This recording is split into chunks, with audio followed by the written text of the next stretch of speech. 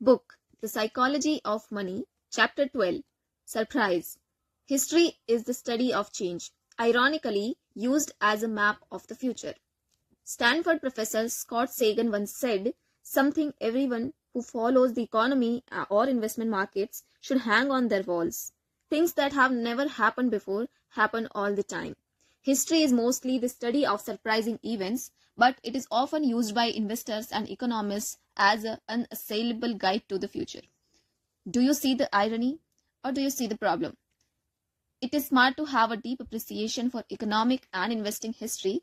History helps us calibrate our expectations, study where people tend to go wrong, and offers a rough guide of what tends to work. But it is not in any way a map of the future. A trap many investors fall into is what I call historians as prophets fallacy. An over-reliance on past data as a signal to future conditions is a field where innovation and change are the lifeblood of progress. You can't blame investors for doing this.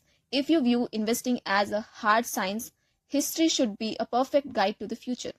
Geologists can look at a billion years of historical data and form models of how the earth behaves. So can meteorologists and doctors. Kidneys operate the same way in 2020 as they did in 1020. But investing is not a hard science. It's a massive group of people making imperfect decisions with limited information about things that will have a massive impact on their well-being, which can make even smart people nervous, greedy, and paranoid. Richard Feynman, the great physicist, once said, "Imagine how much harder physics would be if electrons had feelings." Well, investors have feelings, quite a few of them. That's why it's hard to predict what they will do next based solely on what they did in the past. The cornerstone of economics is that things change over time because the invisible hand hates anything staying too good or too bad indefinitely. Investor Bill Bonner once described how Mr. Market works. He's got a capitalism at work t-shirt on and sledgehammer in his hand. Few things stay the same for very long, which means we can't treat historians as prophets. The most important driver of anything tied to money is the stories people tell themselves and the preferences they have for goods and services. Those things don't tend to sit still. They change with culture and generation. They are always changing and always will. The mental trick we play on ourselves here is an over-admiration of people who have been there, done that when it comes to money. Experiencing specific events does not necessarily qualify you to know what will happen next. In fact, it rarely does because experience leads to overconfidence more than forecasting ability. Investor Michael Betnick once explained this well. Confronted with the argument that few investors are prepared for rising interest rates because they have never experienced them. The last big period of rising interest rates occurred almost 40 years ago. He argued that it didn't matter because experiencing or even studying what happened in the past might not serve as any guide to what will happen when rates rise in the future. So what? Will the current rate hike look like the last one or the one before that? Will different asset classes behave similarly, the same, or the exact opposite? On the one hand, people that have been investing through the events of 1987, 2000, and 2008 have experienced a lot of different markets. On the other hand, isn't it possible that this experience can lead to overconfidence, failing to admit you are wrong, anchoring to previous outcomes? Two dangerous things happen when you rely too heavily on investment history as a guide to what's going to happen next. Number one, you will likely to miss the outlier event that moved the needle the most. The most important events in historical data are the big outliers, the record-breaking events. They are what move the needle in the economy and the stock market. The Great Depression, World War II, the dot-com bubble, September 11th, the housing crash of the mid-2000s, a handful of outlier events play an enormous role because they influence so many unrelated events in their wake. 15 billion people were born in the 19th and 20th centuries, but try to imagine how different the global economy and the whole world would be today if just 7 of them never existed. Adolf Hitler, Joseph Stalin, Mao Zedong, Gabriel Princip, Thomas Edison, Bill Gates, Martin Luther King. I'm not even sure that's the most meaningful list, but almost everything about the world today, from borders to technology to social norms would be different if these 7 people hadn't left their mark. Another way to put this is that 0.0000004% of people were responsible for perhaps the majority of the world's direction over the last century. The same goes for projects, innovations, and events. Imagine the last century without the Great Depression, World War II, the Manhattan Project, vaccines, antibiotics, ARPANET, September 11th, the fall of the Soviet Union. How many different projects and events occurred in the 20th century? Billions, trillions, who knows? But those 8 alone impacted the world orders upon orders of magnitude more than others. The thing that makes tail events easy to underappreciate is how easy it is to underestimate how things compound. How? For example, 9/11 prompted the Federal Reserve to cut interest rates, which helped drive the housing bubble, which led to the financial crisis, which led to a poor job market, which led tens of millions to seek a college education, which led to $1.6 trillion in student loans with a 10.8% default rate. It's not intuitive to link 19 hijackers to the current weight of student loans, but that's what happens in a world driven by a few outlier tail events. The majority of what's happening at any given moment in the global economy can be tied back to a handful of past events that were nearly impossible to predict. The most common plot of economic history is the role of surprises. The reason surprises occur is not because our models are wrong or our intelligence is slow. It's because the odds that Adolf Hitler's parents argued on the evening 9 months before he was born were the same as them convincing a child. Technology is hard to predict because Bill Gates may have died from polio if Jonas Salk got cranky and gave up on his quest to find a vaccine. The reason we couldn't predict the student loan growth is because an airport security guard may have confiscated a hijacker's knife on 9/11. That's all there is to it. The problem is that we often use events like the Great Depression and World War II to guide our views on things like worst case scenarios when thinking about future investment returns. But those record setting events had no precedent when they occurred. So the forecaster who assumes the worst and best events of the past will match the worst and best events of the future is not following history. They are accidentally assuming that the history of unprecedented events doesn't apply to the future. Nassim Taleb writes in his book Fooled by Randomness. In Pharaonic Egypt, scribes tracked the high water mark of the Nile and used it as an estimate for a future worst case scenario. The same can be seen in the Fukushima nuclear reactor, which experienced a catastrophic failure in 2011 when a tsunami struck. It had been built to withstand the worst past historical earthquake, with the builders not imagining much worse and not thinking that the worst past event had to be a surprise as it had no precedent. This is not a failure of analysis, it's a failure of imagination. Realizing the future might not look anything like the past is a special kind of skill that is not generally looked highly upon by the financial forecasting community. At a 2017 dinner I attended in New York, Daniel Kahneman was asked how investors should respond when our forecasts are wrong. He said, whenever we are surprised by something, even if we admit that we made a mistake, we say, oh, I will never make that mistake again. But in fact, what you should learn when you make a mistake because you did not anticipate something is that the world is difficult to anticipate. That's the correct lesson to learn from surprises, that the world is surprising. The correct lesson to learn from surprises is that the world is surprising, not that we should use past surprises as a guide to future boundaries. That we should use past surprises as an admission that we have no idea what might happen next. The most important economic events of the future, things that will move the needle the most, are things that history gives us little to no guide about. They will be unprecedented events. Their unprecedented nature means we won't be prepared for them, which is part of what makes them so impactful. This is true for both scary events like recessions and wars and great events like innovation. I'm confident in that prediction because surprise is moving the needle the most in the one forecast that's been accurate at virtually every point in history. Number 2, history can be misleading guide to the future of the economy and stock market because it doesn't count for structural changes that are relevant to today's world. Consider a few big ones. The 401k is 42 years old. The Roth IRA is younger, created in the 1990s. So, personal financial advice and analysis about how Americans save for retirement today is not directly comparable to what made sense just a generation ago.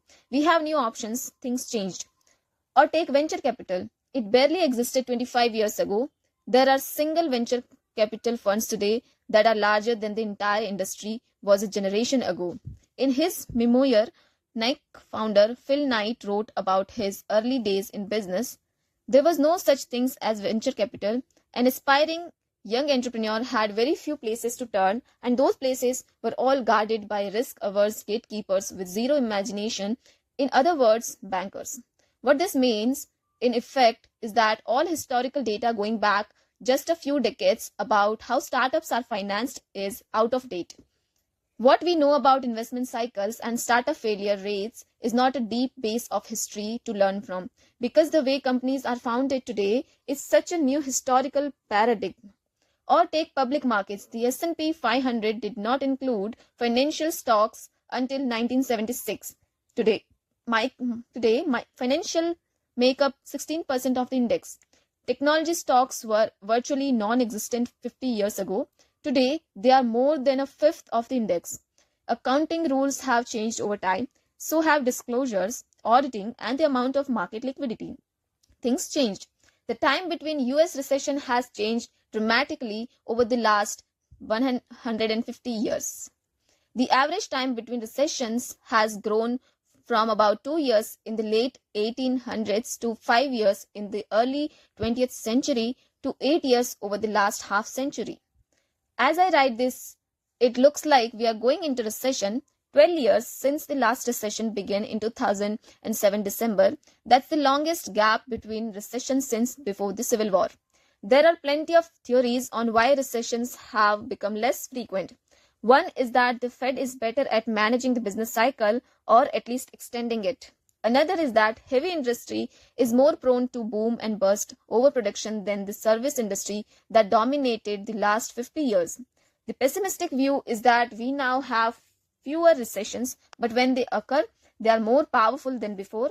For our argument, it doesn't particularly matter what caused the change. What matters is the things clearly changed. To show how these historic changes should affect investing decisions, consider the work of a man many believe it to be one of the greatest investment minds of all time, Benjamin Graham. Graham's classic book, The Intelligent Investor, is more than theory. It gives practical directions like formulas investors can use to make smart decisions. I read Graham's book when I was a teenager, learning about investing for the first time. The formulas presented in the book were appealing to me because they were literally step-by-step instructions on how to get rich. Just follow the instructions. It seems so easy. But something becomes clear when you try to applying some of these formulas. Few of them actually work.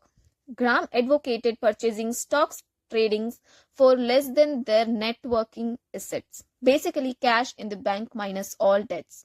This sounds great, but few stocks actually trade that cheaply anymore, other than say a penny stock accused of accounting fraud. One of the Graham's criteria instructs conservative investor to avoid stocks trading for more than 1.5 times book value. If you followed this rule over the last decade, you would have owned almost nothing but insurance and bank stocks. There is no world where that is okay. The Intelligent Investor is one of the greatest investing books of all time, but I don't know a single investor who has done well implementing Graham's published formulas.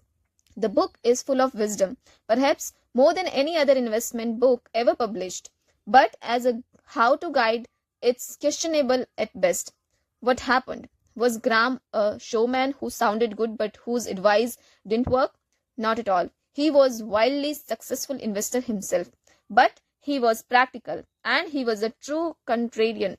He wasn't so wedded to investing ideas that he would stick with them when too many other investors caught onto those theories, making them so popular as to render their potential useless.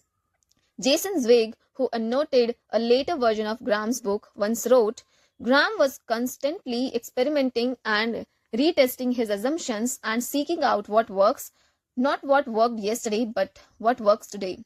In each revised edition of the Intelligent Investor, Graham discarded the formulas he presented in the previous edition and replaced them with new ones, declaring, in a sense, that those do not work anymore or they do not work as well as they used to. These are the formulas that seem to work better now. One of the common criticisms made of Graham is that all the formulas in 1972 edition are antiquated. The only proper response to this criticism is to say, of course they are. They are the ones he used to replace the formulas in the 1965 edition, which replaced the formulas in the 1954 edition, which in turn replaced the ones from the 1949 edition, which were used to augment the original formulas that he presented in Security Analysis in 1934.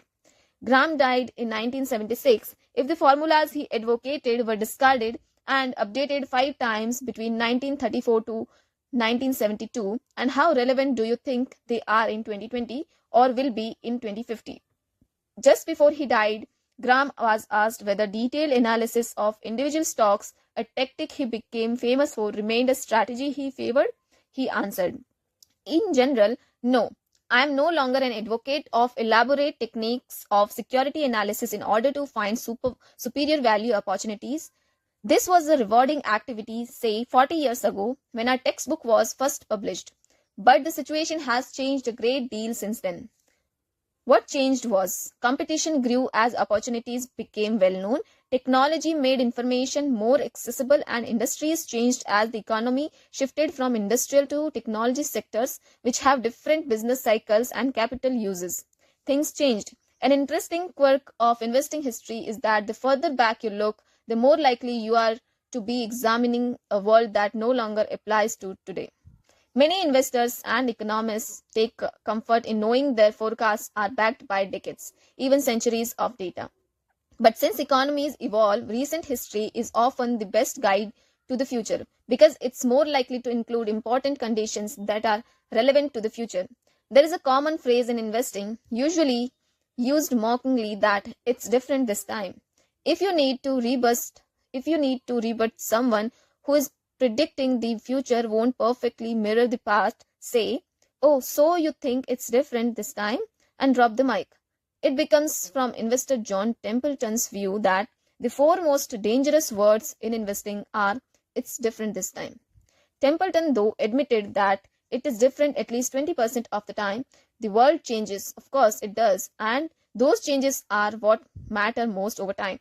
Michael Betnick put it, the 12 most dangerous words in investing are, the 4 most dangerous words in investing are, it's different this time. That doesn't mean we should ignore history when thinking about money.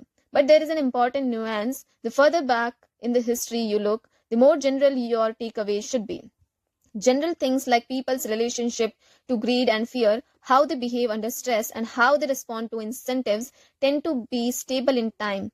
The history of money is useful for the kind of stuff.